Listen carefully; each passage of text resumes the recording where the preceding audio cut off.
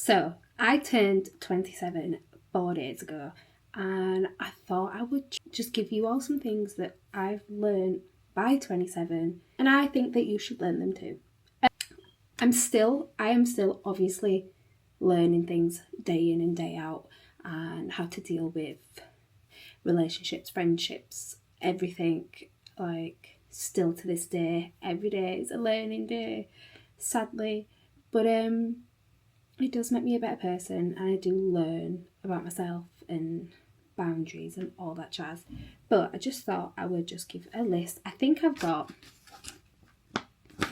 about 13. I didn't want to do too much, especially because a lot of them kind of like overlap each other, if that makes sense. But I just thought I would start with number 1. I've learned that it is so important to surround yourself by people who have like similar, if not the same mindset and goals as you, because the people that you surround yourself with when you are aiming to do things and when you have your goals and aspirations, the people that you surround yourself with make a massive impact on whether or not you will succeed and you will reach your goals.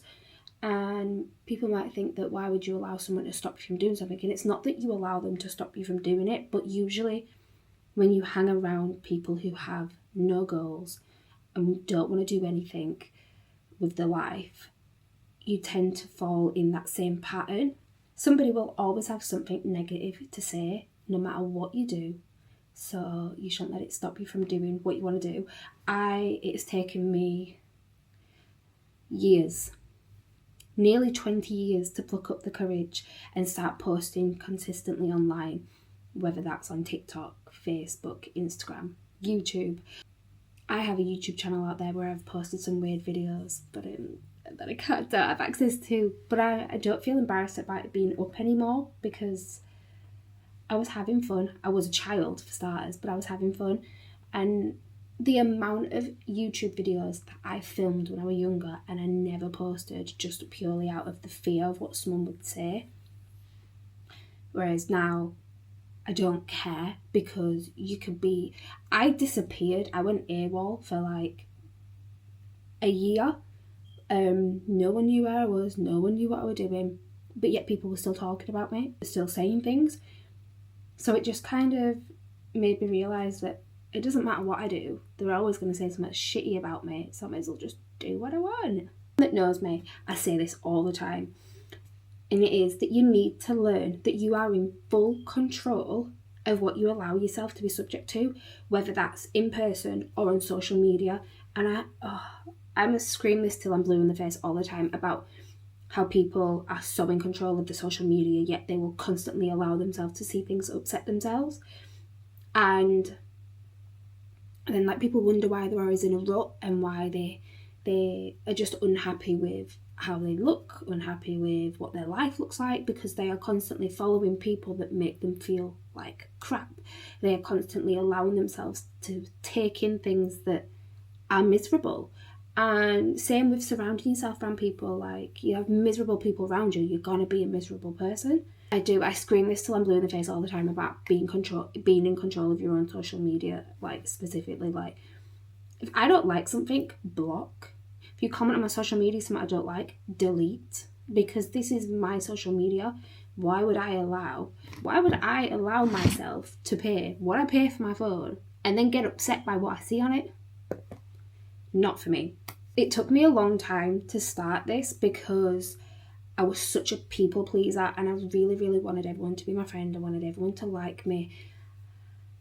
So I used to always say yes. However, saying no to things is a skill that will change your life. It will change your life, and it's a boundary that will change your life. And I mean, the amount of people that you lose. I don't say lose because you don't lose people that you were worth keeping around. When you start to respect yourself and you tell people no to things, they don't like it because they can't take advantage of you anymore, and that you're not just throwing yourself at every occasion. Saying no to the wrong opportunity will mean that when the right opportunity comes around, you can say yes, if that makes sense. Again, like I just said about boundaries, like I've got another one right here, just setting clear boundaries in any relationship, whether that's with a partner, with your friends, with your family. Setting boundaries is such a need. And I know that a lot of people who are younger struggle with setting boundaries. I struggled with setting boundaries. I was so bad for it. Like I said, I was such a people pleaser, and I just wanted everyone to be happy when in fact I was miserable by trying to please everyone all the time. So when I started setting boundaries, I started filtering out people who didn't actually want to be around me and they weren't my friends, or weren't meant to be in my life. And then I've now got people in my life who respect my boundaries and don't have an issue with the boundaries that I have set for myself.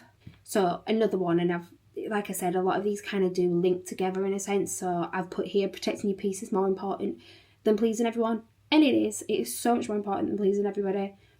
Because like I said, if you're miserable, then because you was trying to help other people and please other people, what is the point of it?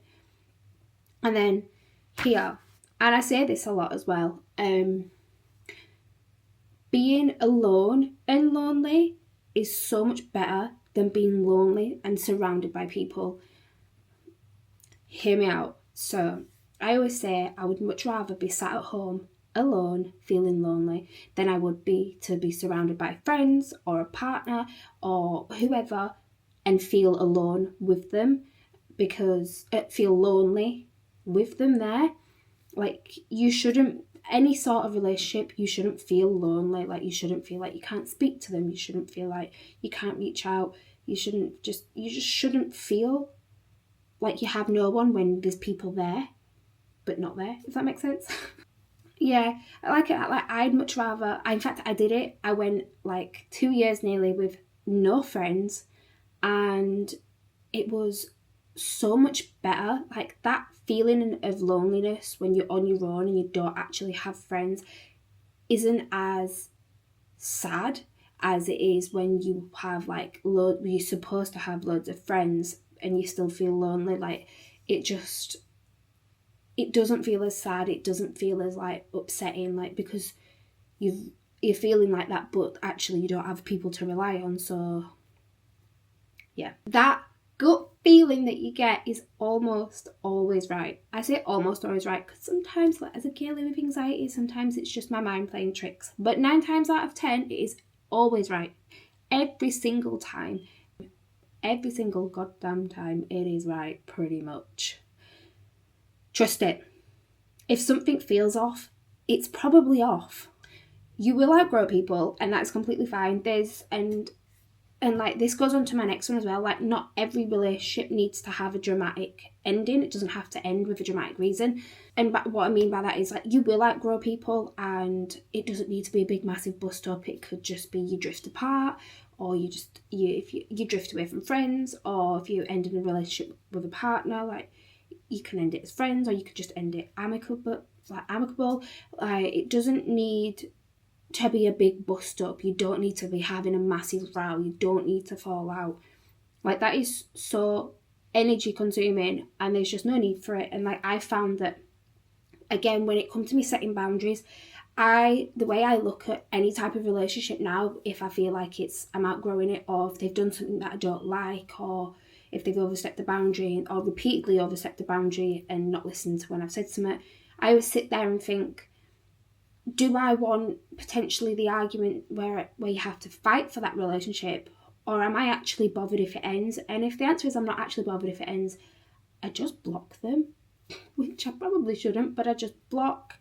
I absolutely go ghost on everyone, because I always find that when you are constantly arguing your point that your boundaries have been crossed and they're not listening, if they didn't listen the first time, they're never going to listen, they're never going to understand, and they're always going to continue to overstep your boundaries, and that's not something you want in your life. So if I feel like that they've done me wrong and I don't like it, but I don't actually want to continue the relationship with that person, I just block them.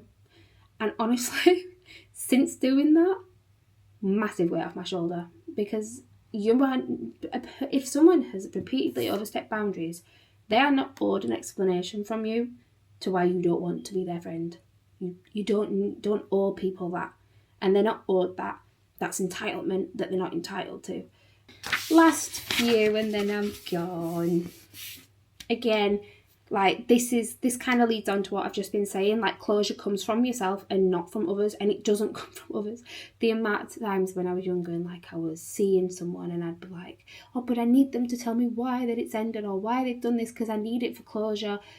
It wasn't for closure, it was because I didn't want the conversation with that person to end, and that is literally it. It's because you don't want to have to actually cut contact, you just want to keep them there. It's not closure, it's actually not healthy to do that.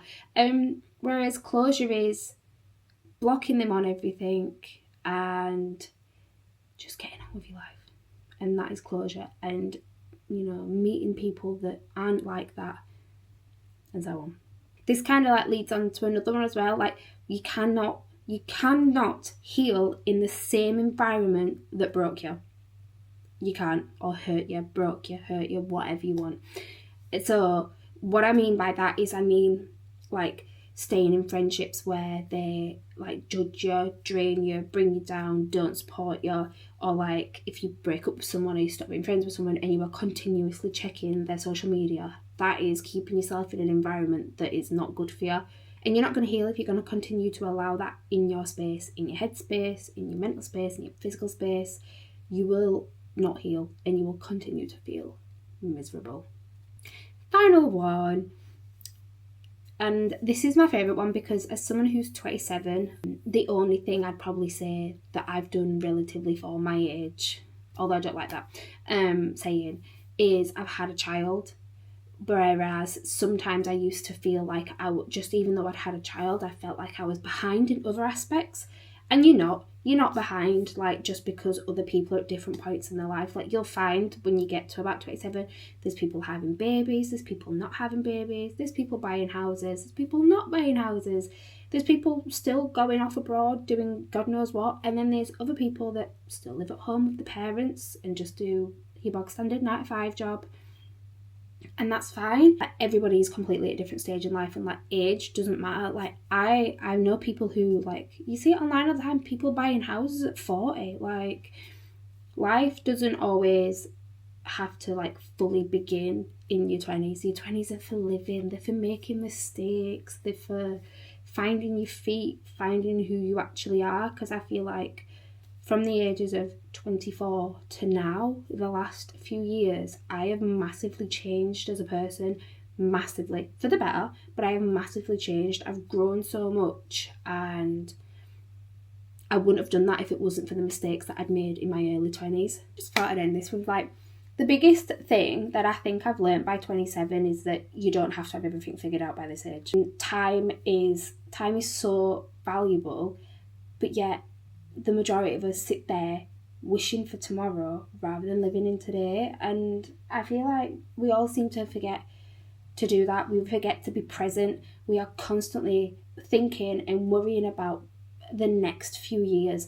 Tomorrow, we're constantly thinking about tomorrow rather than thinking about the present moment today.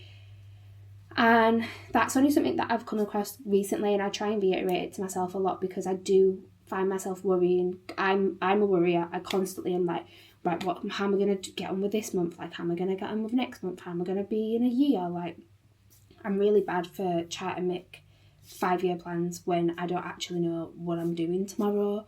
And then I get myself worked up, and then I forget about living in the present moment, and it's not fun. And yeah. Anyway, that was my YouTube video.